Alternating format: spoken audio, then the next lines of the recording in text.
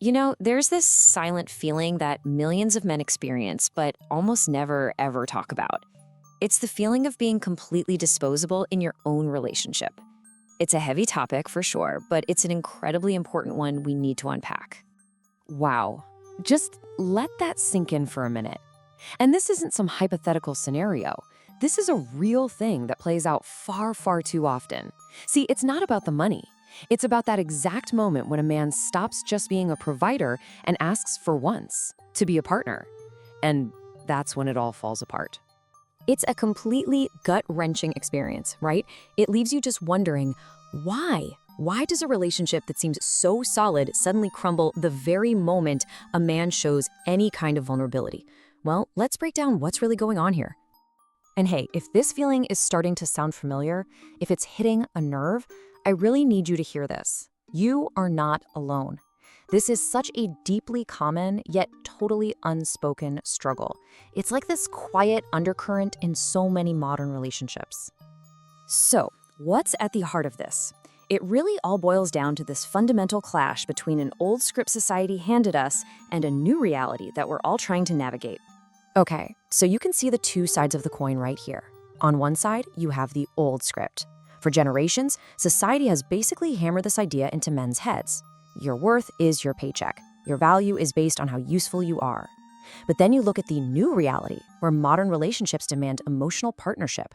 This leaves so many men stuck right in the middle, feeling like the emotional part of who they are is, well, completely invisible.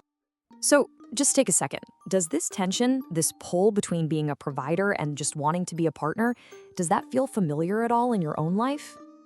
And this really gets us to the core of the issue and to a very, very difficult question. Is the affection you're getting actually genuine? Let's explore that. Turns out there is a term for this whole dynamic. It's called functional love. It's when the love you receive isn't for who you are, but for what you do. So the affection, the praise, the intimacy, it's all conditional. It depends on you performing a certain function, whether that's being the breadwinner, the problem solver, or just the emotional rock for everyone else. Yeah, it feels as devastating as it sounds. And this feeling often shows up in some pretty subtle ways. So let's look at some of the concrete signs that you might be experiencing it. Okay, so what are the actual red flags? How can you really tell if what you're in is a genuine partnership or something a lot more like functional love? All right, let's walk through these because this is important.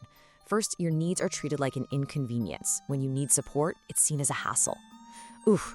Next, affection is directly tied to your performance. You only seem to get it after you've achieved something or provided something. That's a huge flag. You get celebrated for what you do, but not for who you are. They love the promotion, but do they love your sense of humor?